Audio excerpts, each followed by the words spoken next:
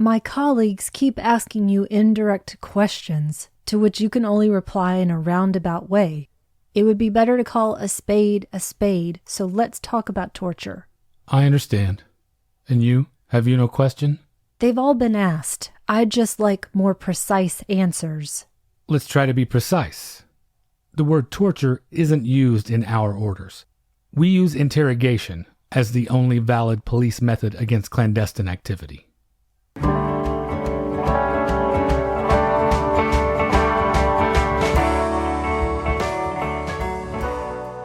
Welcome to the Magic Lantern Podcast, an ongoing informal discussion of the films we love and the things we love about them.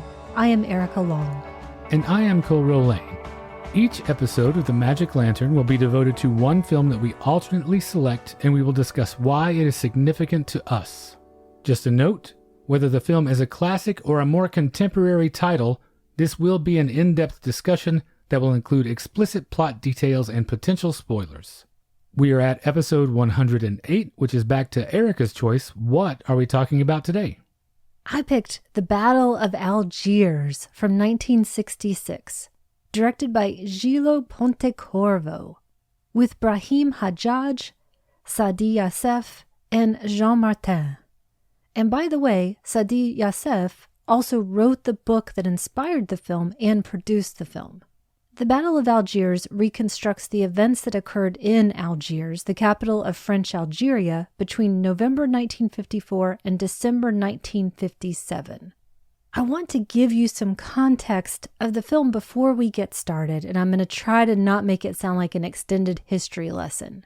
We begin with the organization of revolutionary cells in the Kasbah, and there's partisan warfare between the Muslims and the Pieds Noirs, and both sides commit acts of increasing violence, and then France sends French army paratroopers to the city to fight against and capture members of the National Liberation Front, or the FLN. The paratroopers' goal here is to assassinate or capture the leadership of the FLN. Now, I've studied France for a long time, but I didn't even realize that the French occupation of Algeria, or the colonization, lasted for 130 years. During that period, especially in the beginning of the conquest that lasted until about 1875, almost 1 million indigenous Algerians were dead as a result of violence or European diseases. And so also during that period, these French settlers came over, and they became known as the Pieds Noirs, people originally from France. But then during that period, we have multiple generations of Europeans who were then essentially Algerians, having been born and bred in Algeria. Now, what does that translate to? Does that mean the black feet? Is that what that is? It does, and it's basically a negative pejorative term. It was based on sailors having black feet working on coal ships. Now again, during that period, the French are colonizing it, and the government is trying to make Algeria an assimilated part of France. They started to give a lot of power to indigenous Berber tribes, but they didn't give any power to the Muslim population. The Muslims lacked political and economic status in that colonial system. So then tensions just continue to rise and rise until 1954, which is really the first violent events to lead to what became known as the Algerian War. Well, the film itself starts in 1957, but almost immediately flashes back to that time that you were just referring to. Technically, it begins in the aftermath of a torturous interrogation of a somewhat abject Algerian by the French army. Now, my instinct or tendency is to first try and place this within the larger continuum of war films. It helps me get a handle on it a little more when I compare it to something like The Grand Illusion, for instance. For example, that was partially something between gentlemen, which was an absurd thing to think about war even then, I feel like. Renoir knew that, and this confirms how far we've moved from that idea in a short 50 years. And this opening completely sets the tone. It paints the French as bullies or just simply powerful, depending on your point of view. Does it go back and forth on that count for you? Because I feel like the power of the underdog sets you down a path to feel certain sympathies, does it not? I think I'm firmly on the side of the non-colonizers here. I think Pontecorvo's sympathies were very clear. The French certainly thought they were, but then Algerians thought it was too sympathetic to the French. So if it's that open to interpretation, how manipulative can it truly be? I agree. I definitely think Pontecorvo and his co-screenwriter Franco Salinas stood firm in the insurgent camp, and they're trying to bring us over. They reference a really interesting book, The Wretched of the Earth from 1961 by Frantz Fanon. And for him, violence was endemic to colonial rule, leaving no option except bloody payment in kind. And the other thing that was incredibly important for Pontecorvo to express was that both sides, even if one turns out to be absolutely correct and the other absolutely incorrect, is that both will do equally terrible things during war. But right now, we just start with a semi-naked prisoner, a man who's hollow and defeated. He looks like he's about 100 years old. It also reminded me quite a bit of Titicut Follies. Well, the unvarnished harshness of that certainly compares. And when you take a look at Pontecorvo's pre-filmmaking background, neorealism really makes sense as a style that he would embrace and try to emulate.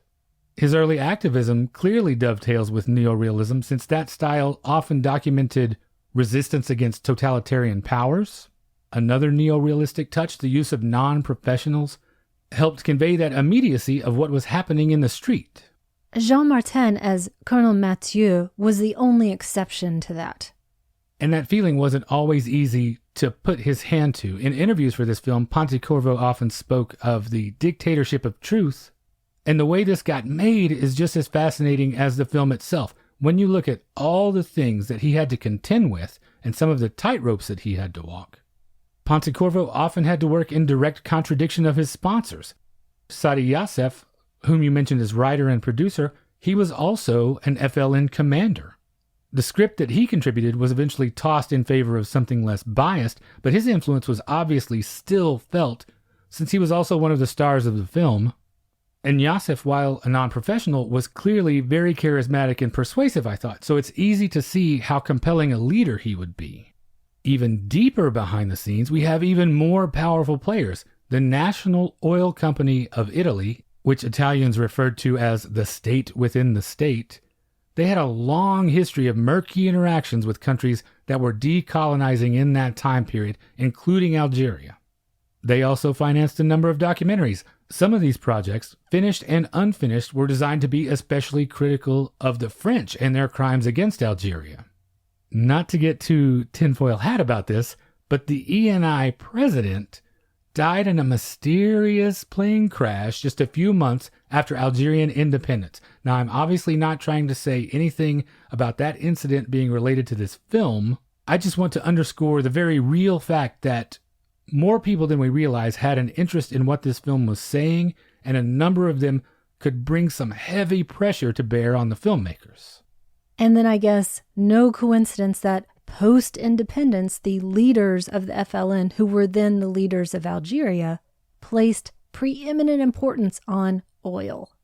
I think it was at this point in my research that I began to feel like this is impossible to take on, this film. There are so many rabbit holes we could go down if we wanted to do an exhaustive examination of this film, to place it in its own time, its legacy. For the purpose of this episode, I think my best strategy has to be just to concentrate on how it made me feel, which was a lot, and I am not the only one. So you're saying I shouldn't get into the number of religious-related buildings that were in the Casbah before occupation and afterwards. Get into whatever you want. I'm interested in hearing whatever you have to say. It's tough for me too, because as I mentioned, I've studied France for a long time. That was my major when I was in college. I am fascinated by these numbers, but I'll try to keep it to a bit of a minimum. I really think that you described this film best when you said it is very immediate. And I felt that when a specific dimension of the score started to kick in as the soldiers are storming the Casbah. It felt like an action movie. That camera constantly moving, even in the post-interrogation scene. You clearly see that influence of Rossellini, neorealism, and then just something else. I'm going to say the thing that I say in most of our episode discussions, which is watch this film with the sound off, even though the score is so incredible. It is a masterclass in craft. So I felt a lot, so you felt a lot. It made a lot of people feel a lot of things. It won the Golden Lion in Venice over the vociferous protests of the French contingent. Bomb threats thwarted its Paris opening in 1970. One of the things that might be hard for us to grasp now is the immediacy, we keep coming back to that, of this film in America in the late 60s. This debate about how to take up arms against oppressors and when violence is appropriate and even necessary. This was such a period of unrest. The Paris riots in 68, Vietnam. There were parts of the young American audience that were looking at it as a potential playbook for urban guerrilla warfare. We really don't have a contemporary analog for that, at least not yet.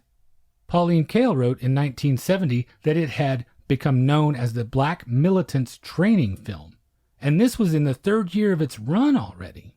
It had pretty much been in at least one New York theater or another that whole time, that entire 3 years. Even our favorite punching bag, Bosley Crowther, understood its urgency and significance. You startle me. Yeah, I can't even believe that.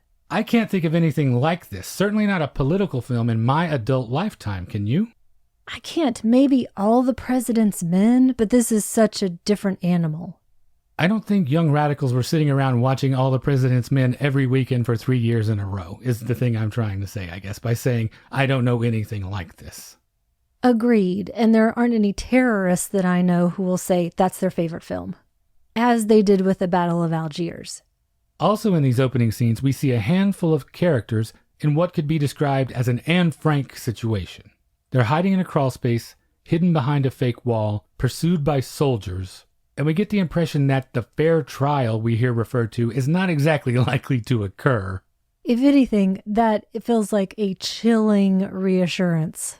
There's an outcry for a manifesto for Algerians. There's a considerable amount of anti-Muslim sentiment observable in interactions on the street. We have the use of prison to enforce these racial divides. There's the beheading of a militant Muslim. This litany of all the things that Ali's eyes have seen, this is a recipe for radicalization, turning Ali from a petty criminal into a determined and ruthless resistance fighter. That political prisoner you mentioned, he was picked for that role because he had actually been sentenced to death during the insurgency. Now, we talked a little bit about your sympathies, your instincts, Pontecorvo's perceived sympathies. We are already deeply into examining the ends people go to fight colonization.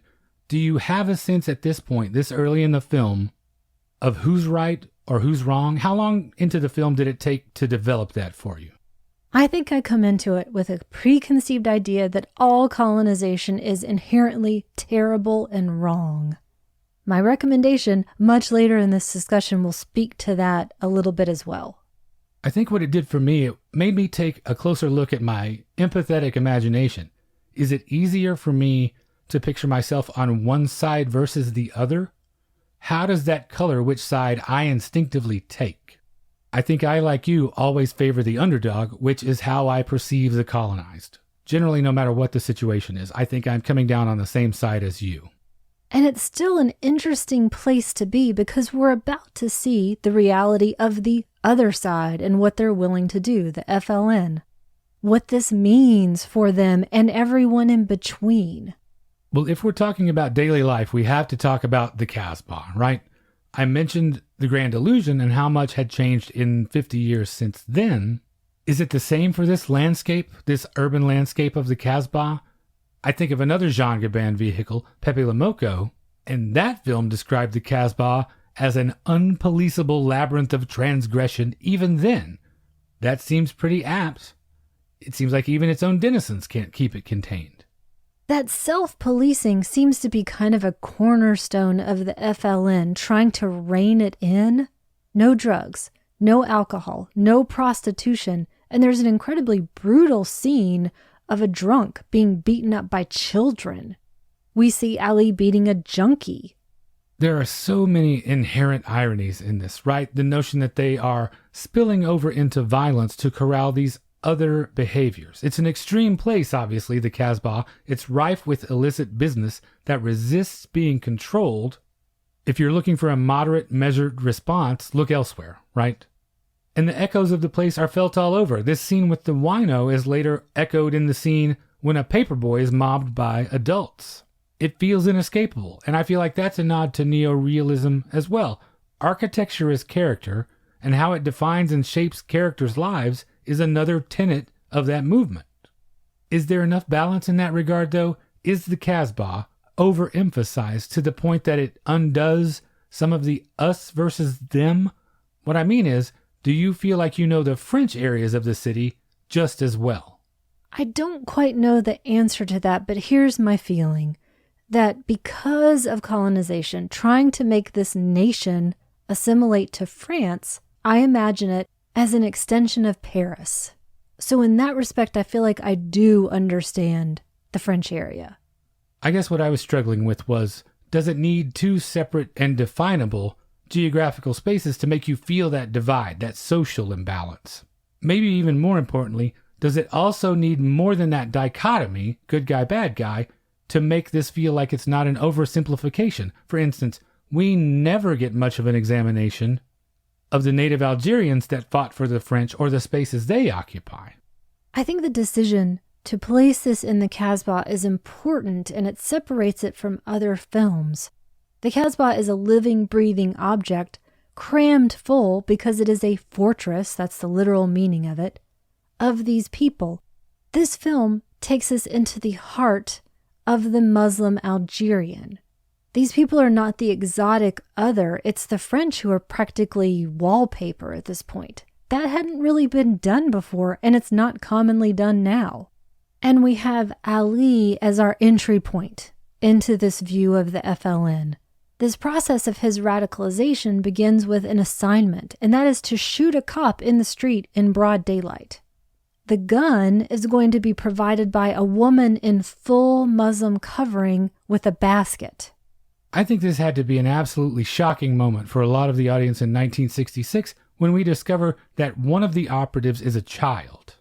Not only that, he is participating in what is viewed in a lot of places as an uncrossable line, killing a police officer.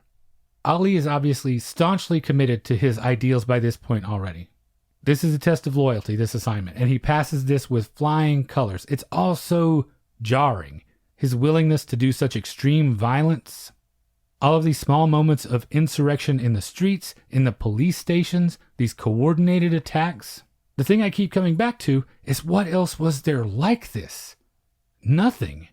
It wasn't something the average cinemagoer was used to. I feel like, at least to a degree, urban warfare is still somewhat uncommon in film.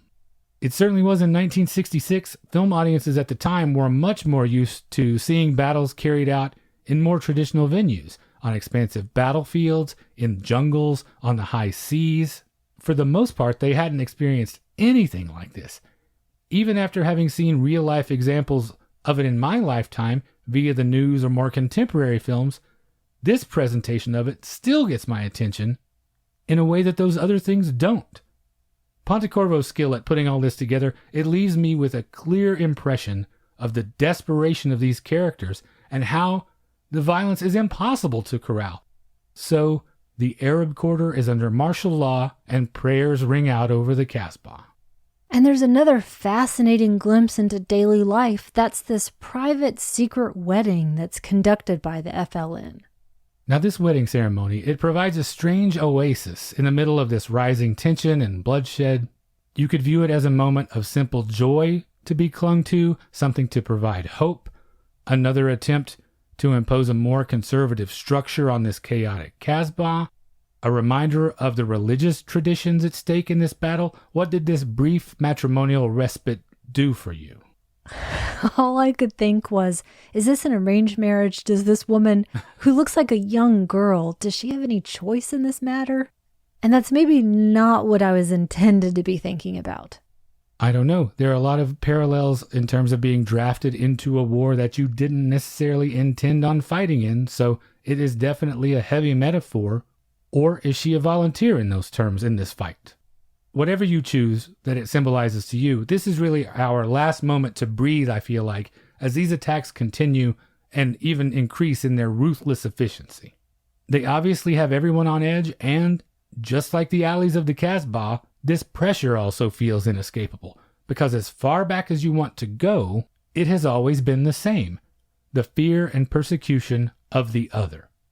Just using this particular religious example, you can go back from 1966 to the Crusades, or you can go forward from there to 9/11. This is not the first nor the last time, I assume, that Western oppression in the Muslim world will lead to radicalization.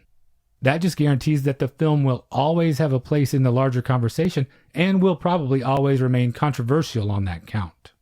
But the way Pontecorvo takes care to frame it, he never lets us forget the cyclical nature of this problem. Is this terrorism, counterterrorism, insurgency? Viewing this 50 plus years down the road as we move deeper into the post-colonial era, I think this exposes how little contemporary Western filmmakers and society at large thinks about the legacy of imperialism.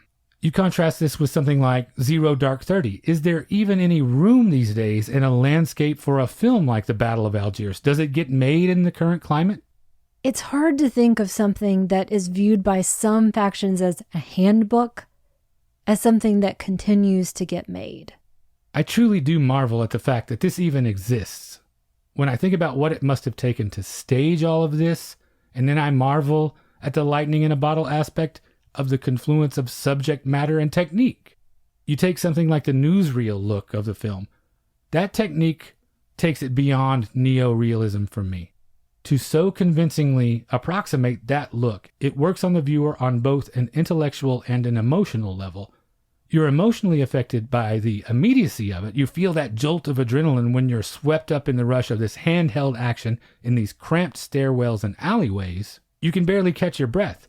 But even more importantly, you see that documentary style, and it affects you in such a subtle way that you might not even be conscious of it.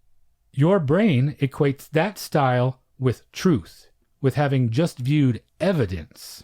That's powerful, and in some ways, it's just as much indebted to the fascist propaganda films that came just before neo-realism as neo-realism itself, which is the other influence that I wanted to bring up earlier when you said there was some other element. To me, that's what it feels like.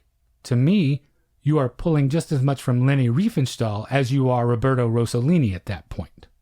It's kind of funny that you say that, Okay. Because even though those scenes look spontaneous and that Pontecorvo made a point to say no inch of this film is actual newsreel footage, he would still sometimes draw chalk lines on the ground, dividing it so that the masses would be in separate groups and had to walk on cue in order to get the proper crowd movement. He used multiple cameras, footage from different angles, creating the impression that the crowds were larger than they were. I love that. And also, he would sometimes reshoot scenes 20 times, 30 times, 40 times, all to deliberately get the actors looking so tired that they would appear really fatigued and that you would see fear and exhaustion and frustration. I also want to mention the cinematographer Marcello Gatti. He was sentenced to 5 years in prison in 1943 for defacing a portrait of Mussolini that hung on the walls of Cinecittà. This film is troublemakers from beginning to end, basically. I think Black Belly of the Tarantula is the other work of his that I've seen. Again, I talked about mastercraft. There are fascinating night shots, day shots. There's nothing that they don't achieve here. Yes, you mentioned the darkness. We've been focused on the colonized, but in this labyrinth, in these shadows, the colonizers are up to some darkness of their own. We also see what the police are willing to do in retaliation. They set their own bombs, equally indiscriminate in who they kill. Now, it may have been Morricone's score, but it really put me in the mind of the Untouchables and doing things the Chicago way. They put one of yours in the hospital, you put one of theirs in the morgue. The difference between these two films, obviously, is the scope of this and the scale of this fight. But that martial snare drum and that insistent Morricone pulse is the through line for me. But this really is a tale as old as time, right? It becomes a chicken or the egg thing, where it's been going on so long that no one can even remember who threw the first stone. Is there even a moral high ground to be had? It's about to get even more shocking, at least to my mind. You mentioned before, it's pretty crazy to see a child as an operative. Now we're about to see full use of Muslim women. The score here is so propulsive. It's indigenous Algerian drumming, by the way. Women are just able to move more freely and transport materials because they are not allowed to be touched. And they use this to have an upper hand over the soldiers. Guns are stowed everywhere and used constantly. Well, I'm guessing based on the way you're saying that you were as affected as I was by these women losing their traditional dress, cutting their hair, blending in, passing as French to get through these checkpoints. You were affected by it, but did it feel like an even larger sacrifice than some of the men were making? Because it felt that way to me. It's not just battle they're going into. They are also sacrificing identity, it feels like. Absolutely. Removing their clothes, cutting their hair, dyeing their hair. It felt like surgery almost. It felt like a huge lie. They're the ones that are required to look a certain way, behave a certain way, and then to be something else. It's not the realm of being femme fatales as it might in another film. It's about being fully something else and almost disgraceful. And I reacted the same way that you did, I think, when I am watching them navigate these checkpoints. When they're on their way to their bombing missions, I was really taken aback at what seems like the incredible naivete of these soldiers, both routinely not touching Muslim women, nor suspecting anyone who appears French. I guess, is this just my 21st century conditioning? It seems like such an exploitable advantage for a determined enemy. Absolutely. It's the height of ridiculousness to imagine that the soldiers understand what's going on here. These groups do seem to have the upper hand, at least at the moment. These women are willing participants, but they do still feel like objects, partially because they're being used as sex objects to exploit the discrimination by Europeans. I think this whole section with picking up the bombs, knowing that there is a timing situation, one of the women has a small son with her. This section, I think, was the absolute best for me. It's almost like I can hear the ticking happening. I absolutely agree with you. And what gets me, we spend a lot of time surveying the faces of the people they will harm. And that does a couple of things for me. First, it makes me very conscious of the nerve, will, and anger that this takes. And second, it makes the suspense of these bomb sequences so tough to endure because we spend so much time with innocent victims beforehand, including children eating ice cream. Interestingly, one thing I noted, it's the same requiem music for both sides when these terrible bombings take place. So it's subconsciously cueing us to the fact that these are not such different situations. A touch I really appreciated is that we only hear the third bomb. We don't witness its devastation. But that, for me, is when the anxiety really sets in. This fear that this just might not stop. This feeling that some of these characters must have. Will it be 4 bombs, 5 bombs? It must be such a terrifying and unreal situation to be in, and the film conveys that with really grim perfection. It makes it real, some of that being achieved by the fact that the audience is forced to confront a fair amount of gruesome violence, and for neither side is it glamorous nor romanticized. I think that's an important point to make. We see the bloodied and the dead repeatedly. There's no sense that, yay, victory with the bomb for anyone. But it is integral. It's in furtherance of a cause. It does result, though, in the paratroopers being brought in. And this show of force is welcomed by cheering crowds in the European quarter. This military presence in the film is represented by Colonel Mathieu, played by Jean Martin. We mentioned he was the sole professional actor in the cast. Now, Martin was an interesting choice. He had been dismissed from the Théâtre National Populaire for signing the manifesto of the 121 against the Algerian War. Martin was also a veteran. He had fought in the Indochina War. He'd also been part of the French resistance. This manifesto of the 121 was published in 1960, and it called on the French government to recognize the Algerian War as a legitimate struggle for independence, and to denounce the use of torture by the French army, and to respect French conscientious objectors. Now that this is beyond the scope of the police and the army has been called in, I think one of the things that gets my attention first is their review of the footage of potential perpetrators of this bombing. That part was particularly chilling to me, knowing what we know as the audience. But once the army arrives, I feel like we begin hurtling towards this inevitable end. We do encounter some interesting ideas along the way, though. I am fascinated by the pyramid structure of these resistance cells and how that protects the larger organization. That each person recruited only knows a couple of other people and vice versa, so nobody really knows who's above them, below them, to the sides of them, and who the overall main leaders are. All of the gamesmanship that takes place in this back and forth at the end is worthy of examination, I think. The army is seeking to manufacture their own reasons to crack down. They're given that excuse because a week-long strike is called by the FLN. And then there's this larger overarching debate of the usefulness of terrorism as a strategy.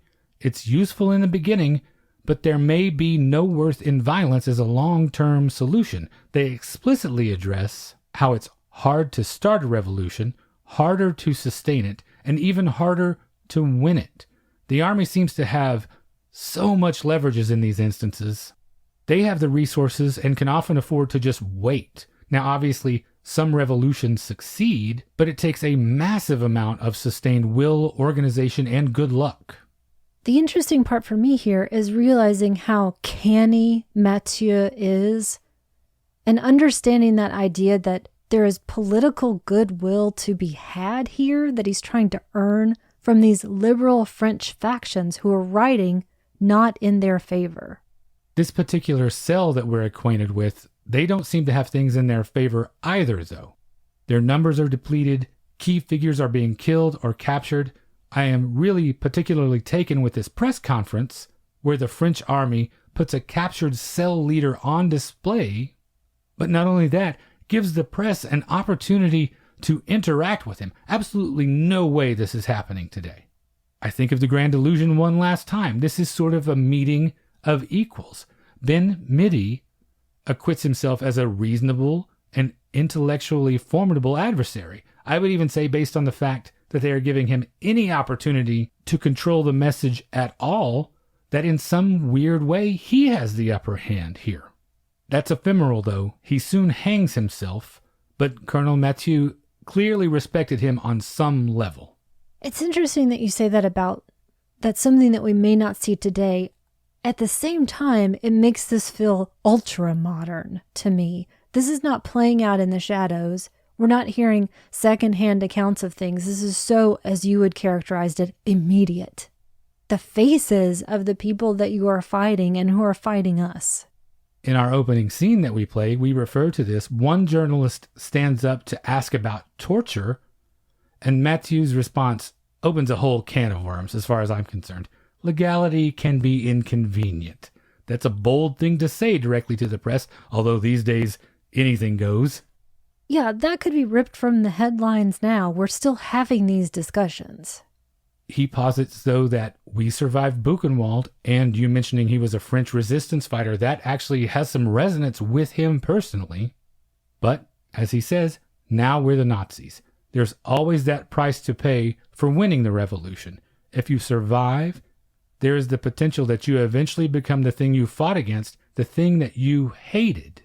That's followed soon after by a bracing torture montage that, at least for me, it does nothing but underscore that this path breeds nothing but contempt and a desire for revenge. This is no way to win hearts and minds. I love that shot in the Casbah of the one open patch of sky that's blotted out by a helicopter. Now, you were talking about the leftist press and their general perception of Mathieu. This presentation of him as rational, as sympathetically intellectual, do you think ultimately this shows ambivalence toward the question of colonization or the position of the colonizers? I don't think it's ambivalence. I think ambivalence was in people attacking their own people.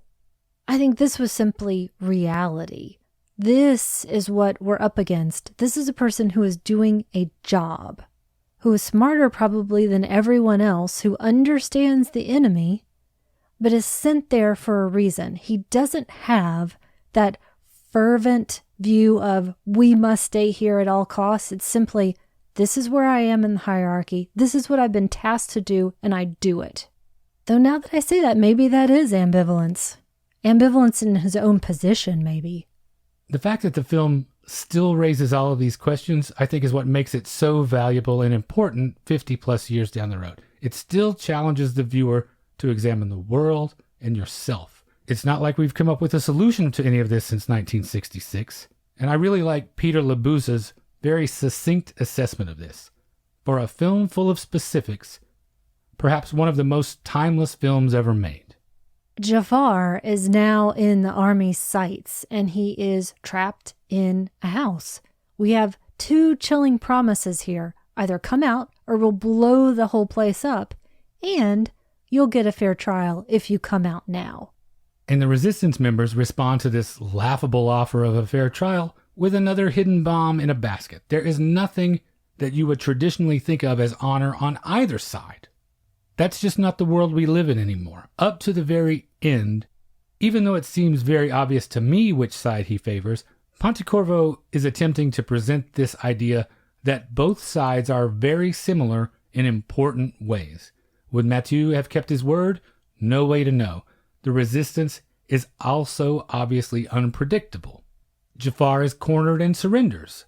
There's ambivalence around that as well. Is this cowardice or living to fight another day? I think two things about if you want the French to stay, you accept all consequences of that. And if you want the French to leave, you also accept all consequences.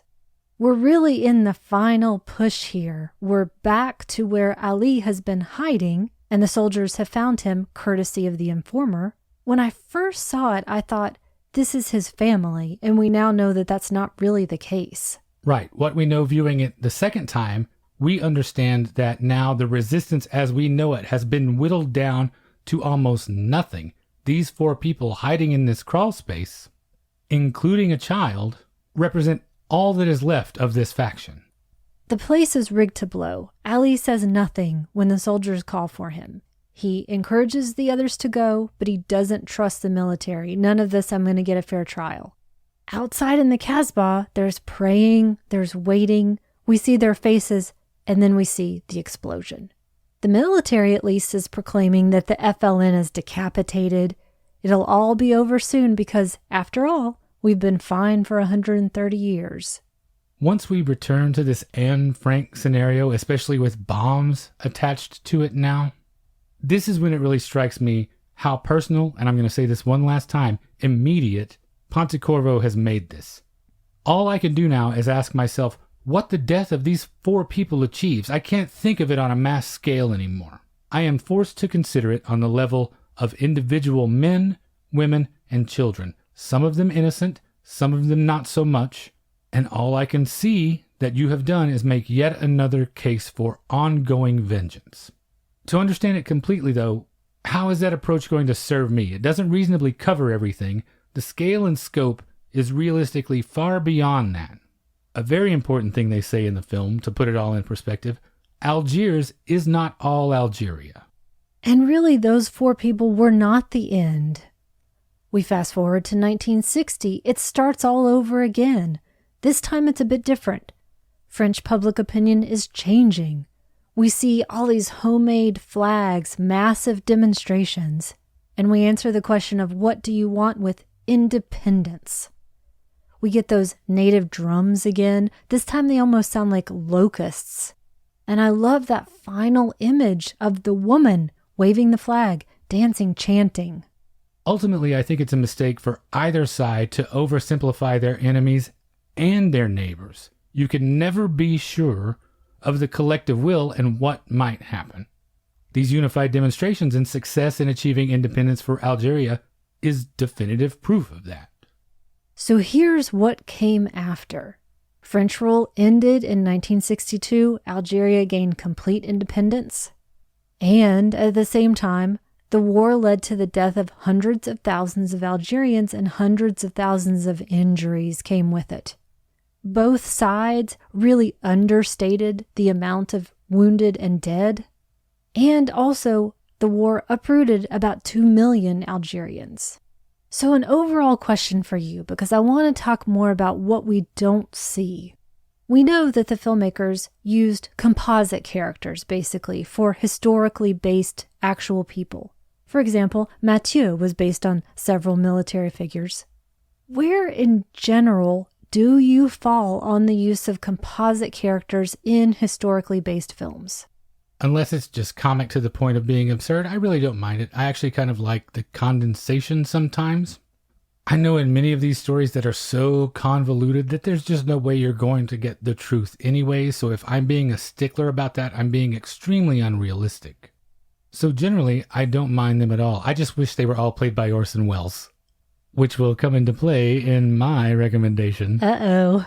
Well, before we get there, I want to talk about something that I think is important to also provide context. Here's who we don't see represented really at all in the film. Those are the Harkis, Algerian Muslims who served in the French army, considered to be basically French loyalists, and this could be for a couple of reasons. Most notably, security for a family and also employment, which was a key thing, rather than, for example, fidelity to France. There could have been as many as 1 million Muslim loyalists who served in the French army. The big deal here, we don't see them, and we also don't see what happened to them after the war. Thousands of them died in reprisals after the war, specifically by lynch mobs. And also, post-independence, France did not want them to massively resettle in France. They were interned in detainee camps. They were subject to racism for years afterwards. There are people who essentially had no place. So obviously with what you mentioned there, the aftermath of the war and the things I was talking about in the beginning, all of these potential tangents that we could follow that are equally fascinating. To bring it back to the film itself, do you feel like this artifact, this document, is still as incendiary as it was in 1966? I feel like it was made yesterday and last week and a decade ago and 100 years ago and 100 years from now. I can't imagine ever watching this again and thinking, gee, that's really lost its power. Is it just the sad state of human existence that war is just eternal? I guess there are enough films about it that one would think so, which is a clever segue to my recommendation. Which is what? My recommendation this time is Paris Burning from 1966 as well. And this is directed by René Clément, and I pick it for a few reasons. First, look at these contributors. It stars Orson Welles, Jean-Paul Belmondo, Alain Delon, Charles Boyer, Simone Signoret, Kirk Douglas, Jean-Pierre Cassel, Glenn Ford, Anthony Perkins, Yves Montand, Robert Stack, Jean-Louis Trintignant, Michel Piccoli, and that's just a fraction of the cast. We're not talking about Paris is Burning here. No, that would be really entertaining. I think that would be fantastic to see that with this cast. But no, this is a question, not a statement.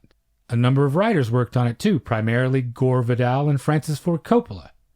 Second, I choose it because it addresses this question of specific geography and urban warfare. It's about a German general who is given the orders by Adolf Hitler to burn Paris to the ground if Allies invade it or he cannot maintain control of the city. He ignores those orders, giving time and encouragement to the resistance fighters who are holding out for liberation forces to arrive.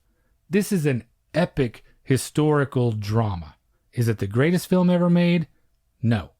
But it is historically significant, I think, and it merits at least one viewing if you're at all interested in history in general or the history of war in particular. With a cast this large and a 3-hour running time, it suffers from being a little overstuffed, obviously. But what works in its favor, for me at least, what it's overstuffed with is detail. So it may be a little dry for general moviegoers, but it's really fun for war or history buffs. If you like those sorts of epics with a cast a mile long, all shot in the actual locations in Paris, about 160 of them in this case, then you might really enjoy this, warts and all. I definitely do. What about you? The recommendation I chose was really because of some things that I mentioned earlier. This idea that in this film, in the Battle of Algiers, it's the French who are denied personality. We're definitely seeing the world through the eyes of the Muslim Algerians. And also that violence is endemic to colonialism. So I chose The New World from 2005, directed by Terrence Malick, with Colin Farrell, Qorianka Kilcher, and Christian Bale. All about the English colonization of Virginia and the changing world of Pocahontas and the native inhabitants. We got the chance to watch and discuss this recently due to some special Patreon support. It was a commentary track that we recorded, and I've been thinking about it a lot in relation to the Battle of Algiers, because in this instance of the New World, colonization has directly affected my life. I think there are a lot of parallels here. The violence, those early days of French rule, and how many natives were lost to European diseases. And at that point, we're only about 200 years removed from those two events. History repeating itself. With the Battle of Algiers not portraying Algerians as the exotic other, in quotation marks, I don't think the line is quite so distinct in the New World because we're on a journey, at least in part of the film, with John Smith. We're seeing the natives through his eyes. They aren't given the opportunity for language in the same way, and it's not their first-person tale. Of course, being Terrence Malick, it's a visual stunner, and it continues to stick with me in a way I didn't quite expect it to. And it was a new experience for me, so it might be for our audience as well. So I hope everybody will check it out. So once again, that's two great recommendations, Is Paris Burning and The New World. And that brings us to the end of episode 108. If what we do here is valuable to you and you would like to support that, we would certainly love for you to check out our Patreon at patreon.com/magiclantern. The $5 a month level gets you access to a big backlog of bonus episodes, and those come out on the Mondays alternating with regular episodes, so you never have to go a week without new Magic Lantern in your life. If you would just like to get in touch with us, you can reach us via email at magiclanternpodcast@gmail.com. We're on Instagram, Facebook, and YouTube. Just search for Magic Lantern Podcast on any of those platforms. Our podcast network, The 25th Frame, is home to a lot of great shows, expanding and putting out more great content all the time. You can find that at 25thframemedia.com.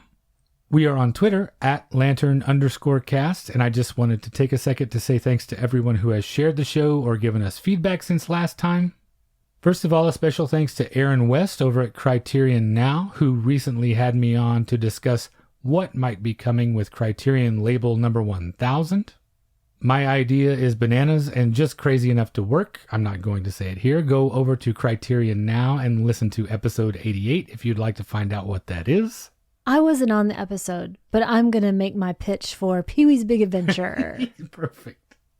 In addition to Aaron, we'd also like to thank Spencer Seams, the fine gentleman of Fuds on Film, Brad McDermott, Amanda Schultz, Michael Cannon, Mickey Chiecci, Andy Wolverton, Terry and Liz at Happily Cinemarried, Jacqueline Ellis, and our friend Laura Cannon from the Fatal Femmes podcast. If you're sharing the show or talking about us, please make sure to tag us so we can say thanks. We're on Apple Podcasts, Google Play, Stitcher Radio, Spotify, and the 25th Frame. Just about anywhere you get your podcast, you can find us. If you'd like to leave us a rating or review via any of those services, we would certainly appreciate that. And finally, you can find all of our episodes, including supplemental material, at the website magiclanternpodcast.com. And thank you for listening to the Magic Lantern Podcast.